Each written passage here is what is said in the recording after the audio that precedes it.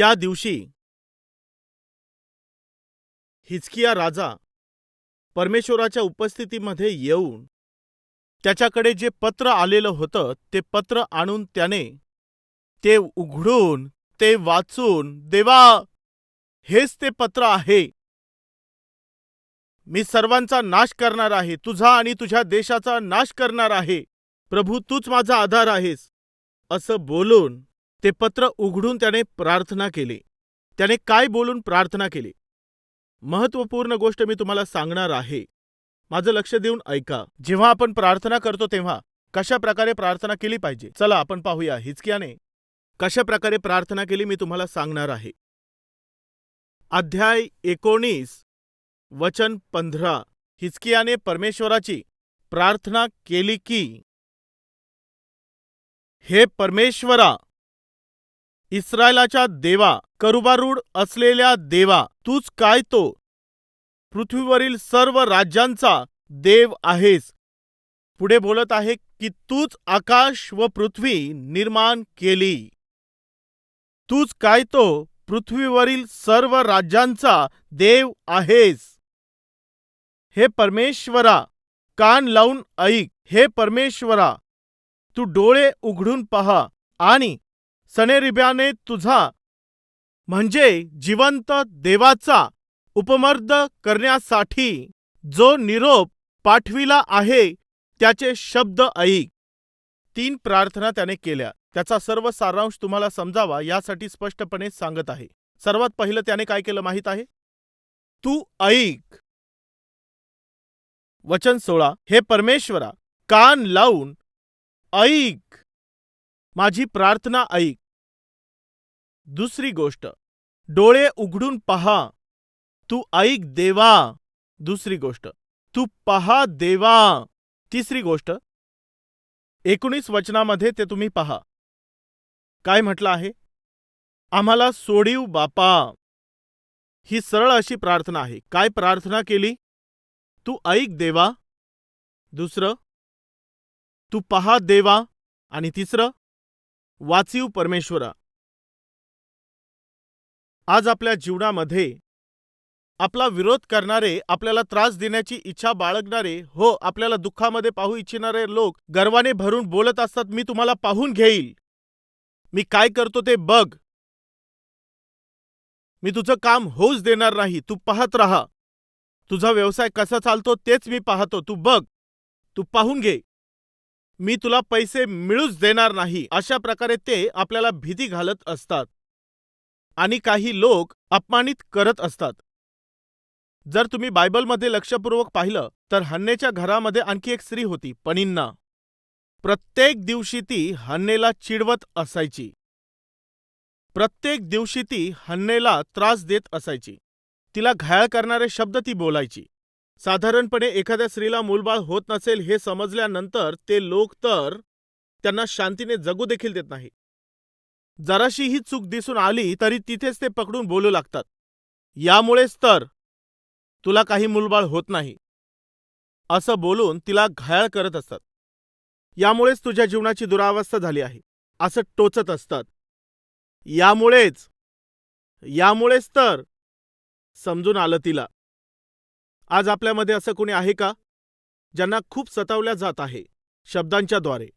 काय बोलत आहे चला पाहूया. काही वचन आपण पाठीमागे जाऊया. हे सर्व तो का बोलला थोडं पाठीमागे जाऊया. वचन 11 मध्ये, चला वचन 10 पासूनच वाचूया. तुम्ही हिजकिया राजा याच्याकडे जाऊन सांगा, हिजकिया राजाला सांगा, ज्या तुझ्या देवावर तू भिस्त ठेवितोस तो अशूरच्या राजाच्या हाती यरुशलेम लागणार नाही असे बोलून तुला न फसवो. अशूरच्या राजांनी सर्व देशांचे काय केले ते पहा, त्यांचा कसा विध्वंस केला हे तू ऐकले आहेच, तर तू सुटणार काय? अशूर राजाने काय म्हटलेलं होतं? कोणताही देश माझ्या समोर उभा राहू शकला नाही. आफ्टर ऑल तुला काय असं वाटत आहे का की तुझा देश माझ्या समोर उभा राहील? असं बोलून तो बढाई मारत होता. तू कसं काय वाचू शकशील? अशूरच्या राजांनी देशाचे काय केले ते पहा. त्यांचा विध्वंस कसा केला हे तू ऐकले आहेच. तर तू सुटणार काय? गोजान, हरान, रेसप व तलस्सार येथे राहणारे एदेनी लोक यांचा माझ्या वाडवडिलांनी विध्वंस केला.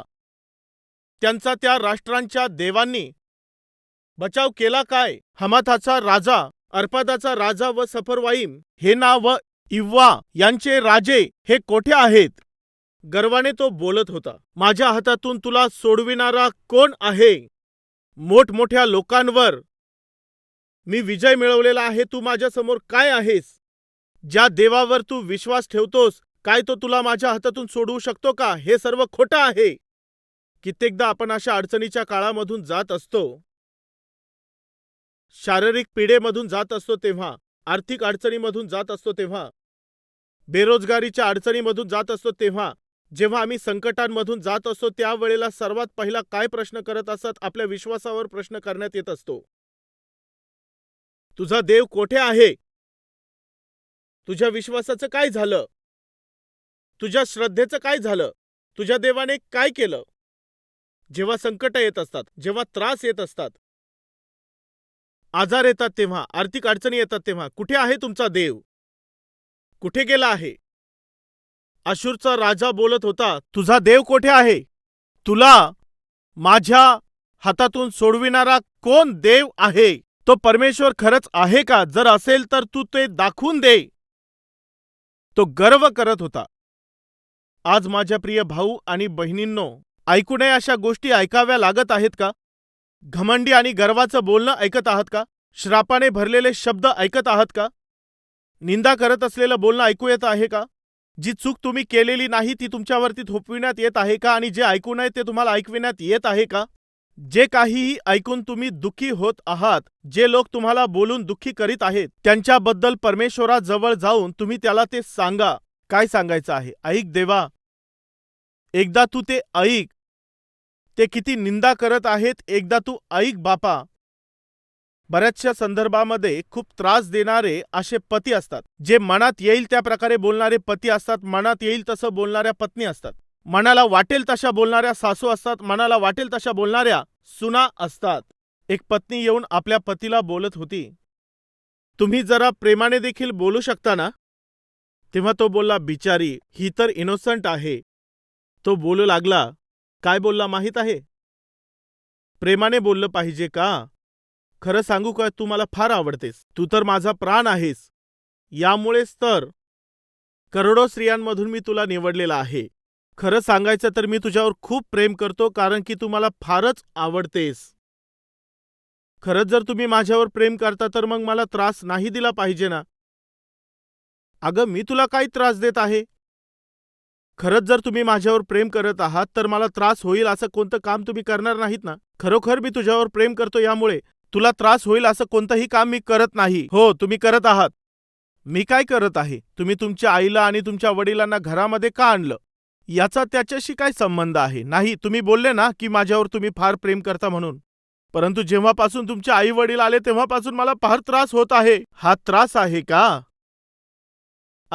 त्याचा आणि याचा काही संबंध आहे का? खरंच जर तुम्ही माझ्यावर प्रेम करता तर मला सकाळी उठायला का बरं सांगता? किती त्रास होतो तुम्हाला माहीत आहे का? रात्रभर मी सिरियल पाहत असते. रात्रभर सिरियल पिक्चर पाहिल्यानंतर ते सर्व पाहता पाहता रात्रीचे 2 वाजतात. सकाळी सकाळी उठून काम करणं किती कठीण जातं. एवढा त्रास देत आहात आणि म्हणता तुम्ही माझ्यावर प्रेम करता म्हणून? तेव्हा त्याला समजून आलं की आयुष्यामध्ये तुम्हाला फार आवडतेस असा बोलण्याचा प्रसंग आला तर. बहिणींनो, तुम्हाला समजून आलं ना? तुम्ही तुमच्या पतीला फार आवडता. त्याने केवळ बोलण्याचा उशीर तर तो पुरता बुडून जाणार. जरा लक्ष देऊ नका. काही लोकांचं काय आहे माहित नाही. सुनांना अजिबात ते पसंत करत नाहीत. जसं वाटेल तसं निंदा करत असतात. सासू आवडत नसल्यावर निंदा करण्याचा सुना प्रयत्न करतात. पती आवडत नसेल तर त्याची निंदा करण्याचा प्रयत्न करतात. लक्ष देऊन ऐका. आज कोणीही तुमच्यापैकी निंदित होत आहेत का? बोलण्याद्वारे तुम्ही घायाळ होत आहात का?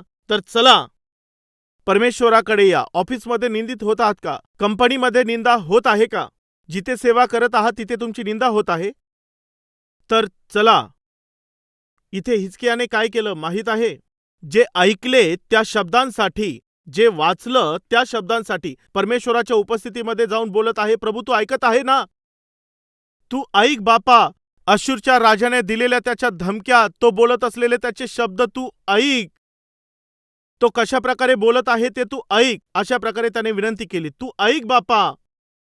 माझ्या प्रिय भाऊ आणि बहिणींनो, आज ऐकू नयेत असे शब्द तुम्हाला ऐकावे लागत आहेत का? तर प्रभूकडे जाऊन म्हणा, प्रभू तू माझं बोलणं ऐक, कृपा करून ऐक. मला हे बोलणं सहन होत नाही, ती निंदा सहन होत नाही, त्यांचं गर्वाचं बोलणं मी ऐकू शकत नाही, ते देत असलेल्या धमक्या मी ऐकू शकत नाही. तू कान लाव. दुसरी गोष्ट, तू डोळे उघडून पहा. तू पहा देवा. माझा शत्रू त्या अश्शूरच्या राजाकडे तू पहा. तो काय बोलत आहे ते ऐक. त्याचं बोलणं तू ऐक. यहुदाच्या देशाला माझ्या हातामधून कोण सोडवू शकेल? तो परमेश्वर कोण आहे मी पाहून घेतो. कृपा करून लक्ष द्या. जेव्हा आम्ही देवाच्या उपस्थितीमध्ये येतो, आमची समस्या भले कितीही मोठी असली तरी देखील आपण हे स्वीकारलं पाहिजे की आपल्यावरती ज्या आलेल्या आहेत त्या सर्व समस्यांपेक्षा ज्या परमेश्वराची आपण सेवा करतो तो अत्यंत महान आहे, तो फार मोठा आहे. परंतु विचार करण्यासारखी गोष्ट ही आहे की आपली जी समस्या आहे ती आपल्याला अत्यंत मोठी वाटत असते. समस्यांना समजून घेणारा आपला देव आम्हाला तो फार छोटा वाटत असतो आमच्यामध्ये असणाऱ्या अविश्वासामुळे. जेव्हा हिजकिया परमेश्वराच्या उपस्थितीमध्ये आला तेव्हा त्याने काय केलं तुम्हाला माहीत आहे? त्याने परमेश्वराला उंच करण्याचा प्रयत्न केला. जितकं तुम्ही परमेश्वराला उंच कराल तितका तुमच्यात विश्वास वाढेल. परमेश्वराला जितका तुम्ही तो मोठा आहे असा त्याच्यावरती तुम्ही विश्वास ठेवाल तितका विश्वास तुमचा वाढेल, तितकं मोठं समाधान तुम्हाला मिळेल. 4-5 विषय मी तुम्हाला सांगतो. सर्वात पहिला, अध्याय 19 मध्ये वचन 15, 16, 17 जर लक्ष देऊन वाचलं, परमेश्वराविषयी हिजकियाने काय बोलून वर्णन केलं ते आपण वाचूया. सर्वात पहिलं, तू तर जिवंत परमेश्वर आहेस. वचन 16, हे परमेश्वरा तू डोळे उघडून पहा. तुझा म्हणजे जिवंत परमेश्वराचा म्हणजे आपला देव कोण आहे? जिवंत देव, जिवंत परमेश्वर आहे. देवा तू जिवंत परमेश्वर आहे. किती लोक विश्वास ठेवतात ज्याची तुम्ही सेवा करत आहात तो जिवंत आहे. जे विश्वास ठेवतात टाळ्या वाजवा. हिजकिया बोलत आहे, ज्या परमेश्वराची मी सेवा करतो तो मेलेला देव नाही. जर तो मेलेला असेल तर तो कोणत्याही प्रकारे माझी मदत करू शकणार नाही. ज्याची सेवा मी करतो तो जिवंत देव आहे. दुसरं वर्णन, तो काय बोलत आहे? दुसरी गोष्ट, वचन 15 पासून इथे आपण वाचूया. हे परमेश्वरा इस्रायलाच्या देवा, करूबारूढ असणाऱ्या देवा, तूच काय तो पृथ्वीवरील सर्व राज्यांचा देव आहेस. तूच आकाश व पृथ्वी ती तूच निर्माण केली आहे. म्हणजे तो सर्व सृष्टीचा निर्माण करता प्रभू आहे. जेव्हा आपण प्रार्थना करत असतो सर्वात अगोदर तुम्ही हे लक्षात ठेवा, आपण कोणत्या देवाची सेवा करतो? जिवंत परमेश्वराची. ज्याने आकाश आणि पृथ्वीला निर्माण केलं तो देव आहे. निर्माण करता प्रभू आहे. या पृथ्वीला कोणी बनवलेलं आहे? या आकाशाला आणि पृथ्वीला कोणी निर्माण केलं आहे? सूर्य, चंद्र व तारे यांना कोणी निर्माण केलं आहे? मनुष्याला कोणी निर्माण केलं आहे? सर्वात पहिलं ज्या मनुष्याला बनवलं त्याचं नाव काय होतं? आदाम. ज्या स्त्रीला सर्वात पहिलं निर्माण करण्यात आलं तिचं नाव काय होतं? हवा. त्यांना कोठे निर्माण करण्यात आलं? एदेन बागेमध्ये, ईडन गार्डन. यस, हे सत्य सर्वांनाच माहीत आहे. सर्वात पहिलं परमेश्वराने त्याने आदामाला निर्माण केलं, त्यानंतर त्याने हवेला निर्माण केलं. एदेन बागेमध्ये त्यांना निर्माण करण्यात आलं. कलकत्ता येथे खूप मोठं स्टेडियम आहे, माहीत आहे त्याचं नाव काय आहे? Eden gardens.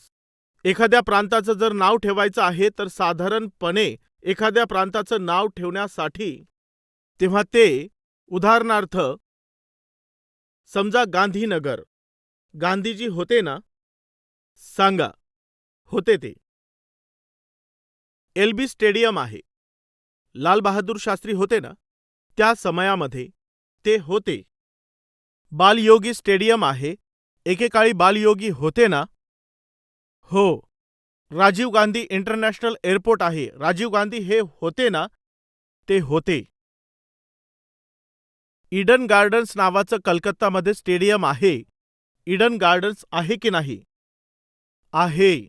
एदेनची बाग जर आहे तर निश्चितपणे त्या बागेमध्ये आदाम राहिला असेल, हवा देखील राहिली असेल, आणि जर ते दोघे असतील तर त्यांना निर्माण करणारा परमेश्वर देखील असेल, आणि त्याच्याच विषयी आज मी सांगत आहे. तोच आहे सर्व सृष्टीचा निर्माण करता. जेव्हा समस्या आली तेव्हा ती समस्या घेऊन आलेल्या त्या राजाविषयी इथे तो सांगत नाही. ऐका मित्रांनो, भाऊ आणि बहिणींनो, काय तुम्ही ऐकत आहात? देवा, तुला काय माहित आहे देवा, तो आशूरचा राजा चांगला नाही, तो खूप बलवान आहे. जितकेही देश आहेत त्या सर्वांना त्याने हरवलेला आहे, केवळ मीच राहिलो आहे. त्याच्याशी लढावं लागलं नसतं तर बरं झालं असतं देवा. त्याची नजर माझ्यावर पडली नसती तर बरं झालं असतं देवा, परंतु काय करायचं, त्याची नजर इथेच पडली. देवा, आता माझं काय होईल तूच सांग. हे असं सर्व बोलून त्या अशूरच्या राजाच्या महानपणाविषयी हिजकिया राजा बोलत नव्हता. भाऊ आणि बहिणींनो, देवाच्या उपस्थितीमध्ये आल्यानंतर देवाच्या उपस्थितीमध्ये येऊन तुमची समस्या किती मोठी आहे हे सर्व त्याला सांगू नका. ती तुमच्या विश्वासाला कमजोर करण्याचा प्रयत्न करेल. बऱ्याच प्रसंगामध्ये आपण काय करतो, देवाकडे जातो. किती अडचण आहे तुला काय माहिती देवा, खूप मोठी समस्या आहे. आहा देवा, देवा, जो मला धमक्या देत आहे तो साधारण माणूस नाही, तो माझे हातपाय तोडून टाकील देवा. माहिती नाही कितीतरी लोक देवाकडे जाऊन त्यांच्या जीवनामध्ये समस्या आणणारे किंवा त्यांच्या जीवनावरती त्रास आणणाऱ्या लोकांविषयी खूप मोठ्या गोष्टी सांगतात. तुम्हाला समजेल असं सांगतो. गल्ल्यात जेव्हा तो ललकारत होता तेव्हा त्याला कुणी उत्तर देऊ शकत नव्हतं. शौल देऊ शकत नव्हता, दाविदाचे भाऊ नाही. जेव्हा त्यांना घाम फुटू लागलेला होता, जेव्हा ते भयभीत झालेले होते, थरथर कापत होते, तेव्हा दावीद आला. त्याला तो विषय समजला. तो सरळ जाऊन उभा राहिला. गल्ल्याथाला मारण्यासाठी तो तयार झाला. माहित आहे त्याने काय केलं? तू तलवार आणि भाला घेऊन माझ्याशी लढण्यास येत आहेस, परंतु मी सेनांचा देव त्या परमेश्वराच्या नावाने, त्या देवाच्या नावाने मी तुझ्याकडे येत आहे. हे युद्ध माझं नाही, हे युद्ध तर माझ्या परमेश्वराचं आहे. तेव्हा गल्ल्याथाने त्याच्याकडे येत असणाऱ्या दाविदाकडे पाहून, जरा लक्ष देऊन ऐका, दाविदाच्या हातामध्ये गल्ल्याथाला काय दिसलं? केवळ काठी दिसली. तेव्हा त्या गल्ल्याथाने दाविदाकडे पाहून त्याला काय म्हटलं माहित आहे? हे काय आहे? तू काठी घेऊन येत आहेस का? तू काय समजत आहेस? तू काय मला कुत्रा समजत आहेस का? त्याला कोण बोललं की तू कुत्रा आहे? दावीद काय करत होता? ऐक वेड्या, तुला मारण्यासाठी काय बुलडोझरची गरज लागणार नाही. तुला मारण्यासाठी मिसाईलची देखील गरज लागणार नाही. जर देवाने ठरवलं आहे तर तुला मारण्यासाठी छोटासा दगड देखील बस आहे. असं म्हणून माहित आहे तो बरोबर काय घेऊन गेला? तो त्याच्याबरोबर गोफन घेऊन गेला. त्या बाजूला गल्ल्यात जो आहे त्याने आपली ढाल उचललेली नव्हती, दुसरा तो उचलून घेऊन चालला होता. ती तलवार उचलण्यासाठी दुसरा व्यक्ती बरोबर होता, इतकी वजनदार ती तलवार होती. परंतु या बाजूला दावीद तर 5 छोटेसे दगड, गुळगुळीत गोटे त्याने उचलून घेतले व त्याने गोफन घेतली. गोफन घेऊन तो येत होता. इनडायरेक्टली तो गल्ल्याथाला काय बोलत होता माहित आहे? अरे वेड्या, तुला मारण्यासाठी तर हत्याराची गरजच नाही.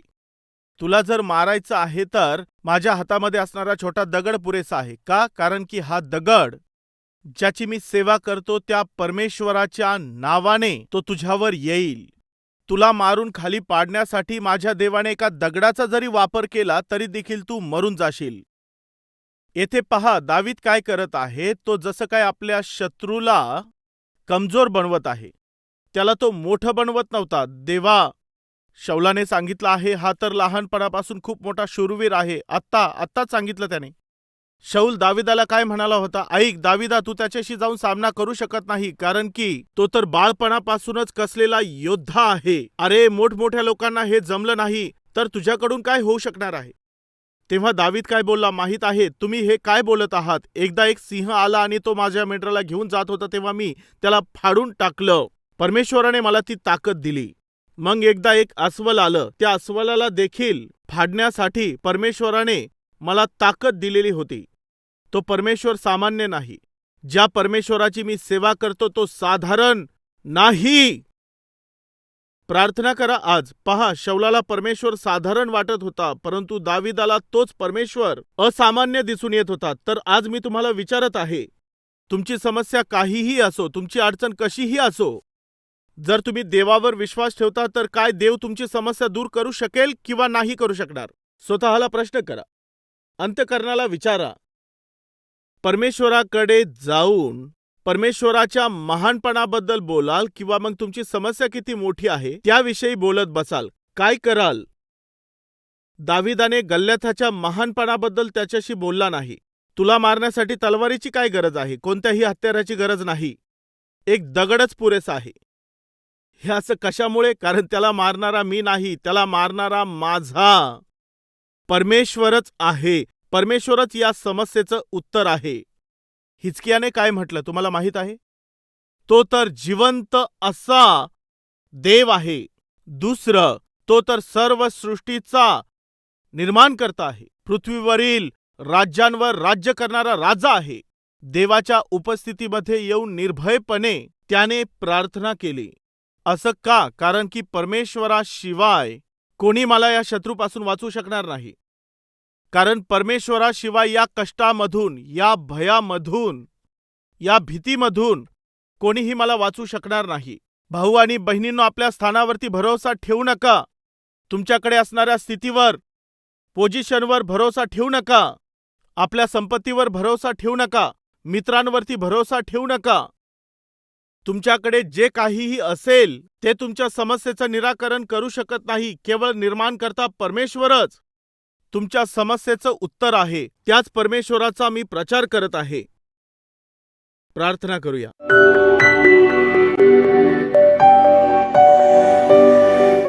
पवित्र परमेश्वर बापा, आजच्या या दिवशी आम्ही तुझ्या उपस्थितीमध्ये जे प्रार्थना करत आहोत ती तू ऐक बापा.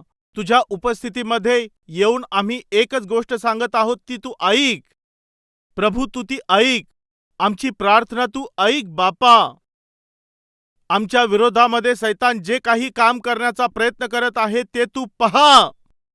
आमच्या विरोधामध्ये सैतान आणि सैतानाचे लोक जे काही प्रयत्न चालवत आहेत त्यांच्या कुयुक्त्यांना आणि त्यांच्या षडयंत्रांना तू पहा व आमचं रक्षण कर बापा. आम्हाला त्यांपासून सोडीव. कल्वरी टेम्पलच्या सहभागितेमध्ये आलेल्या या सर्व लोकांना तू वाचव. पापाचं जे वेतन आहे ते तर केवळ मरण आहे आणि त्यानंतर फक्त नरक आहे. त्या नरकामध्ये जाण्यापासून तू आम्हाला वाचव. तुझ्या प्रेमाला प्रत्येक व्यक्तीने जाणून घेण्यासाठी, त्याला महत्त्व देण्यासाठी, तुला गौरव देण्यासाठी आमच्या देशामध्ये असणाऱ्या प्रत्येक व्यक्तीला तू वाचव बापा. तू कृपा कर बापा. त्यांच्या अश्रू तू पुस देवा. जे कष्टांमधून जात आहेत त्या लोकांना तू तारण दे. प्रत्येक चिंता तू दूर कर बापा. अनुग्रह करून, कृपा करून तुझ्या नावाचं तू गौरव करून घे देवा. या वचनाद्वारे तू आमचा विश्वास वाढवलास त्यासाठी तुला धन्यवाद. प्रार्थना कशी केली पाहिजे ते आम्हाला शिकवलंस त्यासाठी धन्यवाद देतो. हे बापा, पेरलेल्या या वचनाला आमच्या हृदयामध्ये फळ येऊ दे. हे आमच्या जीवनामध्ये फलद्रूप व्हावं यासाठी तो आमचं सहाय्य कर. या प्रार्थनेमध्ये सहभागी असणाऱ्या प्रत्येक व्यक्तीसाठी मी तुला स्तुती देतो, धन्यवाद देतो. येशू ख्रिस्ताच्या नावाने ही प्रार्थना करत आहोत बापा. आमेन. आमचा पत्ता Calvary, post box number 30, Kukatpally, Hyderabad 72.